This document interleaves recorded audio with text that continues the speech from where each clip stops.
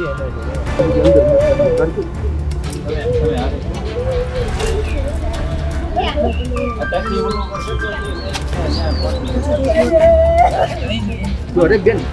ના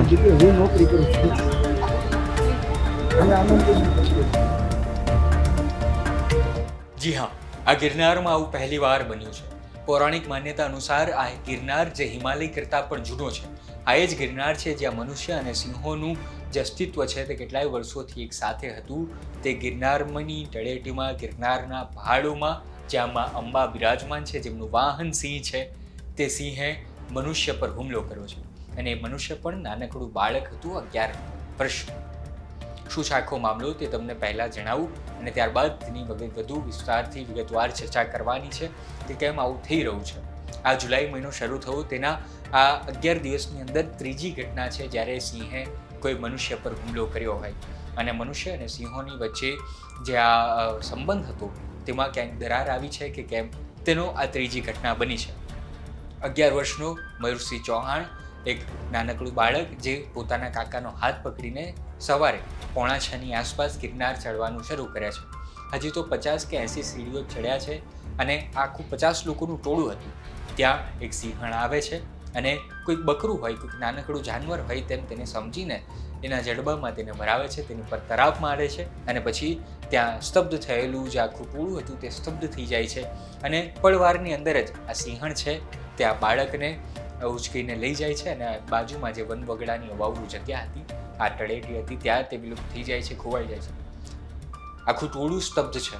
તેની માતા, તેમનો પરિવાર, તે લોકો ચોકરના, એ લોકો જે ખેડામાંથી આવ્યા છે, ખેડાના અમદાવાદમાંથી, તેઓ સિંહો સાથે ક્યારે આવો પનારો પડ્યો નથી. તેઓએ સિંહોને ફક્ત અને ફક્ત ફોટામાં જ જોયા હશે અને આવી રીતની ઘટના બની છે. તંત્ર દોડતું થાય છે, ઊંઘમાંથી ઉઠે છે આ તંત્ર અને ત્યારબાદ એ સિંહણનું અને બાળકનું પગેરું શોધવાની શરૂઆત થાય છે. અને આ સીડી છે તેના 100 મીટરની અંદર જ એ બાળકના અવશેષ મળી જાય છે. એ બાળકના જૂતા, બાળકને જે ઘસડીને લઈ જાય છે ત્યારે જે પેટર્ન બને છે તે, અને તેની કારણે એ જે બાળકનું જે છે પગેરું આપણને મળે છે 100 મીટરની અંદર જ. ત્યારબાદ સિંહણને પાંજરે પૂરવાની શરૂઆત થાય છે કારણ કે આ જે ઘટના બની હતી તેના કારણે એ વધુ આ સિંહ જે છે તે વધારે આક્રમક ન બને અને તેના કારણે તંત્ર આ સિંહણને પકડવાની શરૂઆત કરે છે. સિંહણ પકડાઈ જાય છે. કહેવામાં આવી રહ્યું છે કે 3 સિંહો હતા, સિંહણ હતી અને તેમાંથી આ એક સિંહણ જે છે તે અત્યારે પકડી લેવામાં આવી છે. પરંતુ આ એક તરફ સિંહણનું દ્રશ્ય જોવું, એક તરફ જે માતાએ પોતાનો બાળક ગુમાવી દીધું છે તે અત્યારે હોશમાં નથી. તેની શું હાલત છે તે પણ જુઓ.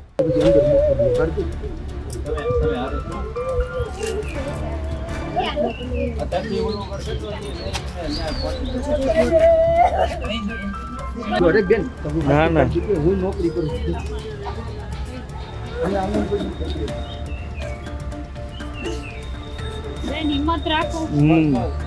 હવે વાત કરી લઈએ થોડી વાસ્તવિકતાની. શરૂઆતથી વાત કરીએ તો પાછલા 2-3 દિવસથી જ જે આવનારા લોકો હતા, યાત્રાળુઓ હતા અને જે સ્થાનિકો હતા ત્યાંના, તે લોકો કહી રહ્યા હતા કે પાછલા 2-3 દિવસથી સિંહોનું જે ટોળું છે તે અહીં જે સીડી છે ત્યાં તે આવ્યું છે, ત્યાં તેઓ રહી રહ્યા છે. અને બીજી તરફ એ લોકોની એવી પણ રાવ હતી કે આખો જે વિસ્તાર છે ત્યાં, આખી જે સીડીઓ છે ત્યાં ક્યાંય પણ લાઇટની સુવિધાઓ વચ્ચે બિલકુલ નથી હોતી, અંધારું જ હોય છે. અને આજે ગિરનાર ચડવા માટે કોઈ સમય રાખવામાં નથી આવ્યો. યાત્રાળુઓ, જે શ્રદ્ધાળુઓ છે તે ગમે ત્યારે તે સમયે જાય છે, પોતાને મન ફાવે તે સમયે જાય છે અને ત્યારે આવા કોન્ફ્લિક્ટ આપણી સામે આવ્યા તેવું પહેલી વાર બન્યું છે.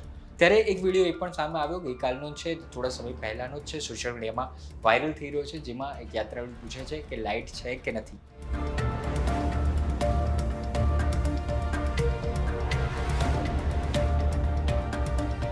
લાઈટ છે કે નહીં? લાઈટ છે થાંભલા ઉપર ક્યાંય? અમુક ચાલુ છે, અમુક બંધ છે. અહીંથી લગભગ બધી બંધ જ છે ને, થાંભલા ઉપર એ કઈ થતી જ નથી ને. ટૂંકમાં અત્યારે જે માહિતી બની છે તેવું આ ગિરનારમાં લોકોનું કહેવું છે કે પહેલી વાર એવું બન્યું કે ગિરનારમાં જ કોઈ સિંહે કોઈક મનુષ્ય પર હુમલો કર્યો હોય. અહીં જે લોકો છે તેમાં ડોલી એસોસિએશનના જે લોકો છે, જે ડોલી ચલાવીને જઈ રહ્યા છે, તેઓએ પણ તંત્ર પાસે માંગણી કરી છે કે તમે ત્યાં લાઇટની પૂરતી સુવિધાઓ આપો અને તેમનું એ પણ કહેવું છે કે આવું પહેલી વાર થયું હોય જ્યારે કોઈ સિંહે હુમલો કર્યો હોય. અત્યારે એક બાળકની ઉપર આવો પ્રાણઘાતક હુમલો થયો છે, તેના કારણે ફરી એકવાર સિંહોનું ઉપર જે છે તે આંગળી ચીંધાઈ રહી છે. આની પહેલાં જે ઘટના બની હતી તેમાં સિંહને પજવણી કરવામાં આવ્યા હતા, અને આવી અવારનવાર ઘટનાઓ એ પણ આપણી સામે આવી રહી છે જેમાં સિંહોની પજવણી કરવામાં આવતી હોય છે. સામાન્ય રીતે સિંહ જે છે તે જાણે છે કે આ મારું ખોરાક નથી, તેઓ મનુષ્યને ખાતા બિલકુલ નથી. પરંતુ જ્યારે રાત્રિનો સમય હતો, અંધારાનો સમય હતો, ત્યારે આ સિંહ કદાચ જે છે તે મિસ આઈડેન્ટિટી કરી ગયું હશે, કે તેને એવું લાગ્યું હશે કે આ કોઈ નાનકડું પ્રાણી છે અને તેને મારે ખાવું જોઈએ, અને તેના કારણે કોઈક સિંહે મારણ સમજીને તેની પર હુમલો કર્યો હોય તેવી થિયરી અત્યારે ચર્ચામાં આવી રહી છે. ટૂંકમાં તંત્ર પાસે અત્યારે બે માંગણીઓ સ્થાનિક લોકો અને યાત્રાળુઓ કરી રહ્યા છે. તે કેટલી યોગ્ય છે તે તમે કોમેન્ટમાં જણાવો.